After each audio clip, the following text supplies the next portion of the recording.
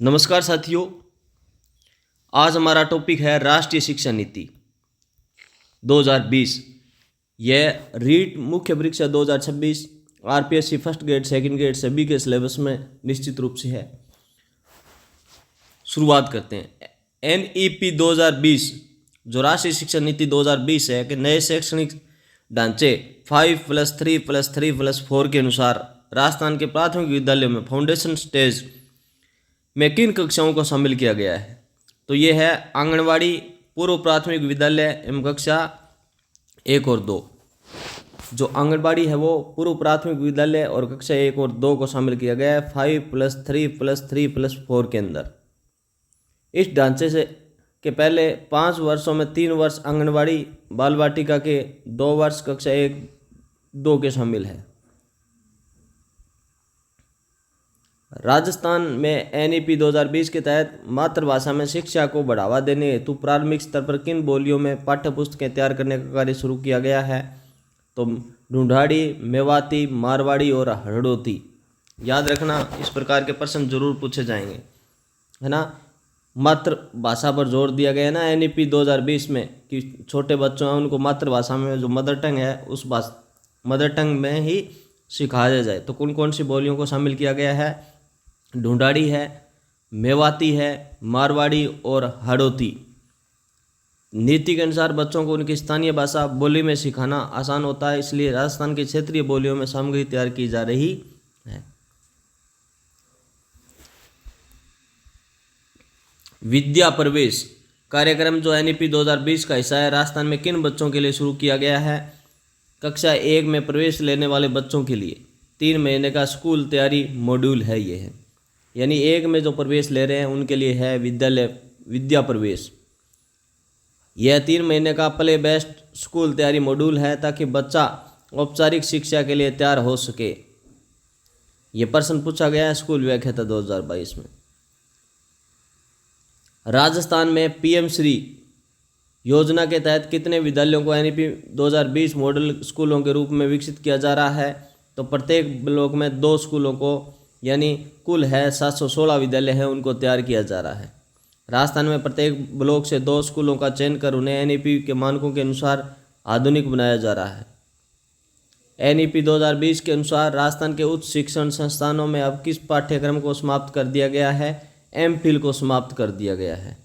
NEP 2020 के अनुसार MPhil समाप्त कर दी है कि डिग्री को अब अनिवार्य नहीं रखा गया, इसे बंद करने का निर्णय लिया गया है। यह सेट की परीक्षा 2023 में उसमें प्रश्न पूछा गया था। राजस्थान में एनईपी 2020 के उद्देश्यों को पूरा करने के लिए निपुण भारत मिशन के तहत किस कक्षा तक के बच्चों में साक्षरता और संख्यात्मक ज्ञान का लक्ष्य रखा गया है? ये एफएलएन जो कार्यक्रम है साक्षरता और संख्यात्मक जो ज्ञान है वो कक्षा 3 तक है, याद रखना। निपुण भारत मिशन के तहत 2026-23 के प्रत्येक बच्चे को कक्षा 3 के अंत तक पढ़ने लिखने और अंकगणित की योग्यता हासिल करना अनिवार्य है। राजस्थान में परख का संबंध किससे है? छात्रों के मूल्यांकन और प्रदर्शन के आकलन हेतु राष्ट्रीय केंद्र से है। परख की फुल फॉर्म क्या है? Performance assessment review and analysis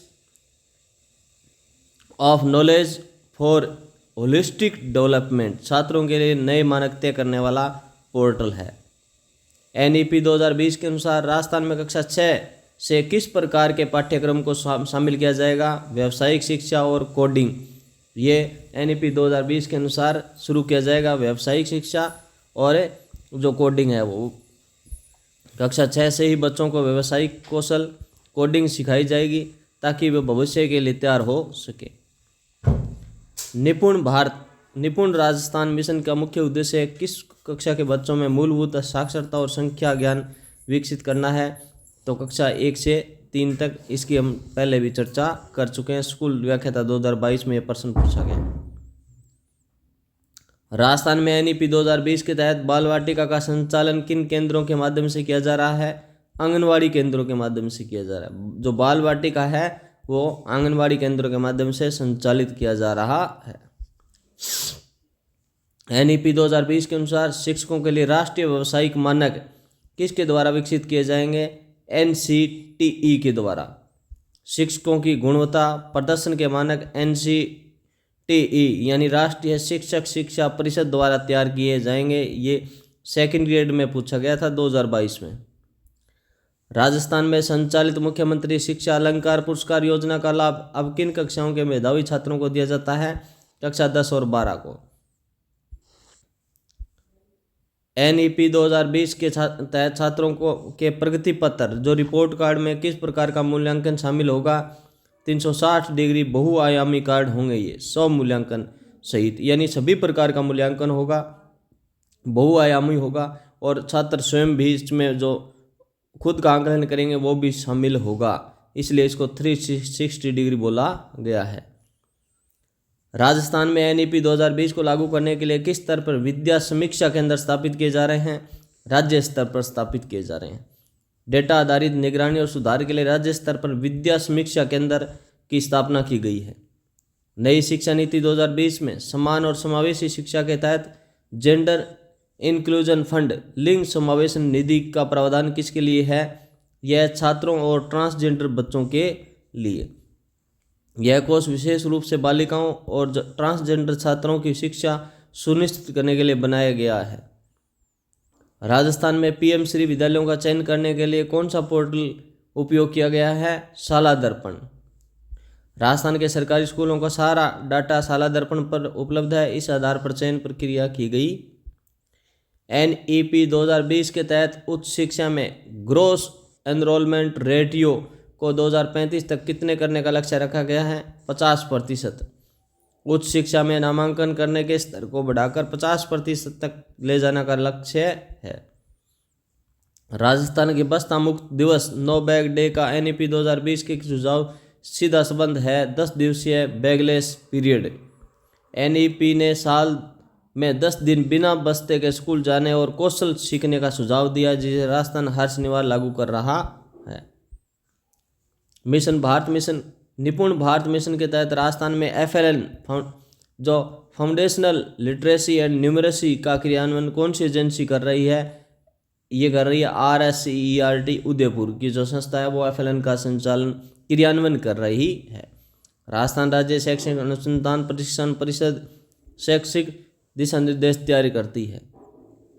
NEP 2020 के अनुसार मिड डे मील के साथ स्कूलों में किस अन्य पोषण सुविधा का सुझाव दिया गया है? दोपहर का नाश्ता ब्रेकफास्ट और शुरू करने का सुझाव दिया गया है NEP के अंदर। नीति में सुझाव है कि बच्चों को सुबह का नाश्ता भी दिया जाना चाहिए, जिस पर राजस्थान सरकार विचार कर रही है। राजस्थान में डिजिटल शिक्षा को बढ़ावा देने के लिए NEP 2020 के तहत कौन सा मंच विकसित किया गया है? दीक्षा पोर्टल शिक्षकों के प्रशिक्षण और छात्रों के कंटेंट के लिए राष्ट्रीय मंच है। परख योजना का मुख्य कार्य क्या है? मूल्यांकन के लिए मानक और गाइडलाइन तैयार करना। परख योजना का मुख्य कार्य क्या है? मूल्यांकन के लिए मानक और गाइडलाइन तैयार करना। NEP 2020 के तहत विशेष शिक्षा क्षेत्र कहाँ स्थापित किए जाएंगे? शैक्षणिक रूप से पिछड़े जिलों और क्षेत्रों में। NEP 2020 के तहत विशेष शिक्षा क्षेत्र कहाँ स्थापित किए जाएंगे? शैक्षणिक रूप से पिछड़े जिलों और क्षेत्रों में। राजस्थान में विद्या प्रवेश मॉड्यूल की अवधि कितनी है? 3 महीने तक है। कक्षा 1 में आने वाले बच्चों के लिए 3 महीने की तैयारी कोर्स है। NEP 2020 में बहुभाषावाद का क्या अर्थ है? कम से कम 3 भाषाओं का ज्ञान जिसमें मातृभाषा प्राथमिक हो। शिक्षकों के लिए सतत व्यावसायिक विकास के तहत प्रतिवर्ष कितने घंटे का प्रशिक्षण अनिवार्य है? 50 घंटे का। प्रत्येक शिक्षक को अपनी कुशलता बढ़ाने के लिए साल में कम से कम 50 घंटे का ट्रेनिंग प्रोग्राम पूरा करना होगा। राजस्थान में एक भारत श्रेष्ठ भारत के तहत NEP 2020 का कौन सा उद्देश्य पूरा किया जा रहा है? सांस्कृतिक एकता और भाषाई विविधता का ज्ञान। सांस्कृतिक एकता और भाषाई विविधता का ज्ञान, इसके माध्यम से बच्चे विभिन्न राज्यों की संस्कृति और भाषा के बारे में सीखते हैं। नई शिक्षा नीति 2020 में स्वयं और दीक्षा का उपयोग किसके लिए बढ़ाने पर जोर दिया गया है? ऑनलाइन और डिजिटल शिक्षा के लिए। ये प्लेटफॉर्म छात्रों को घर बैठे उच्च गुणवत्ता वाली सामग्री उपलब्ध कराते हैं। राजस्थान में NEP 2020 के अनुसार एकेडमिक बैंक ऑफ क्रेडिट का लाभ किससे मिलेगा? उच्च शिक्षा या कॉलेज या विश्वविद्यालय के छात्रों को मिलेगा एकेडमिक बैंक ऑफ क्रेडिट का। इसमें छात्र के क्रेडिट जमा होंगे जिससे वह पढ़ाई बीच में छोड़कर दोबारा शुरू कर सकेगा। NEP 2020 को लागू करने वाला राजस्थान भारत के कौन से क्रम में राज्यों में शामिल है? अग्रणी राज्यों में शामिल है। राजस्थान निपुण और बालिका जैसे माध्यम से इसे तेजी से अपनाना शुरू किया है।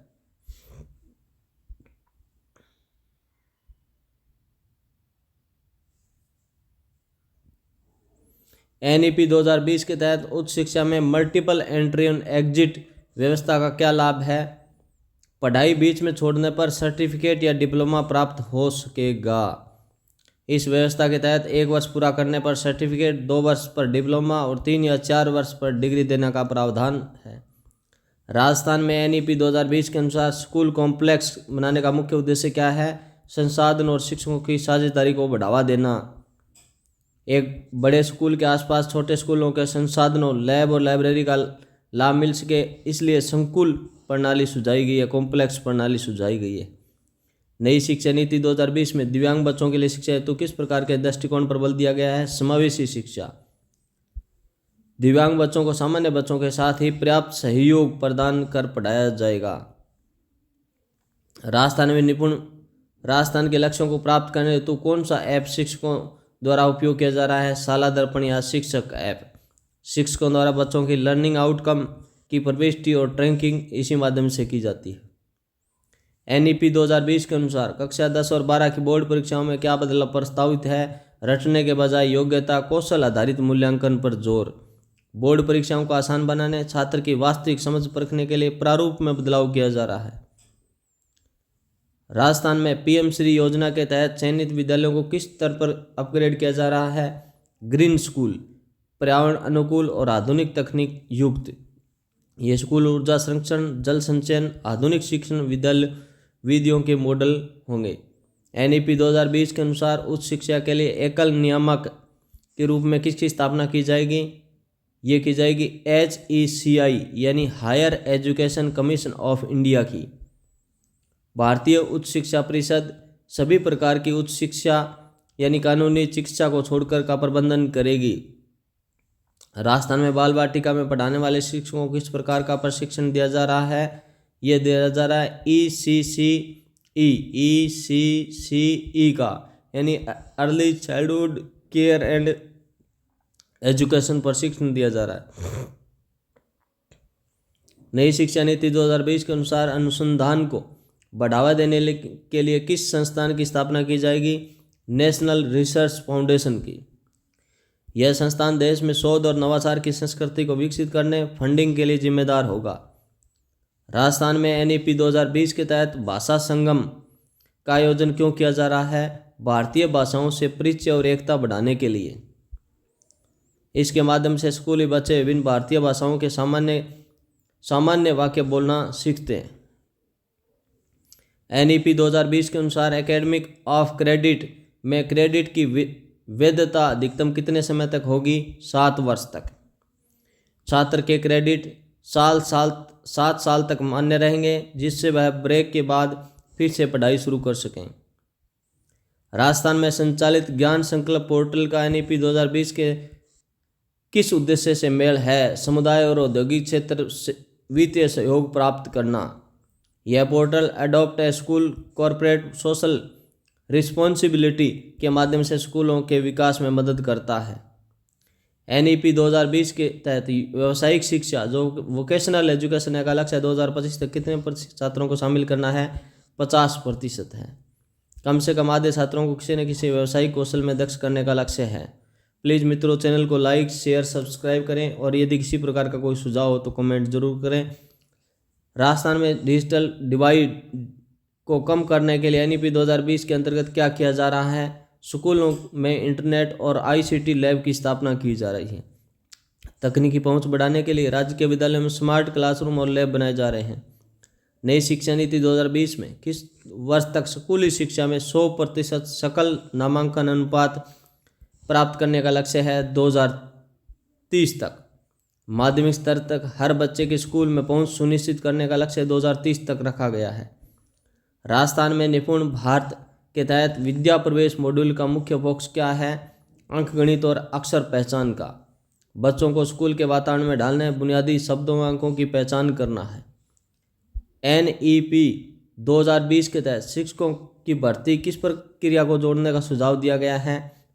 साक्षात्कार और कक्षा शिक्षण का प्रदर्शन यानी इंटरव्यू और डेमो को जोड़ने का NEP, ये शिक्षा नीति है ना, इसमें है। अभी सिलेक्शन करवा लो तो ठीक है, नहीं तो आगे ये नीति लागू हो जाएगी तो इंटरव्यू भी होंगे और फिर डेमो भी होंगे। शिक्षक की संप्रेषण क्षमता बढ़ाने के कौशल को परखने के लिए साक्षात्कार और डेमो का महत्व दिया गया है। राजस्थान में होलिस्टिक प्रोग्रेस कार्ड का स्वरूप कैसा होगा? बहुआयामी और व्यापक होगा। कॉग्निटिव, अफेक्टिव एंड साइकोमीटर होगा। NEP 2020 के अनुसार लोक विद्या क्या है? भारत की पारंपरिक और महत्वपूर्ण व्यावसायिक जानकारी देना लोक विद्या है। भारत के पारंपरिक कौशल और कलाओं को मुख्य धारा की शिक्षा से जोड़ना। राजस्थान में NEP 2020 को पूरी तरह प्रभावी बनाने के लिए कौन सा निकाय पाठ्यक्रम या फ्रेमवर्क तैयार किया जा रहा है? यह है RSCERT उदयपुर के द्वारा। राज्य की आवश्यकताओं के अनुरूप पाठ्यक्रम निर्माण की जिम्मेदारी RSCERT की है। तो इस प्रकार मित्रों यह टॉपिक अपना कंप्लीट होता है। नेक्स्ट जो किसी प्रकार के क्वेश्चन है वो आगे की वीडियो में देखेंगे। प्लीज़ दोस्तों, पोलाइट रिक्वेस्ट, चैनल को आप अपने दोस्तों के साथ शेयर जरूर करें और सब्सक्राइब कर लें, जिससे आगे के वीडियो आपको मिलते रहें। किसी भी प्रकार का कोई सुझाव हो, कोई वीडियो आपको चाहिए, डिस्क्रिप्टिव, ऑब्जेक्टिव, कमेंट जरूर करना और चैनल यदि अच्छा लगे तो लाइक करना। ओके, थैंक यू दोस्तों।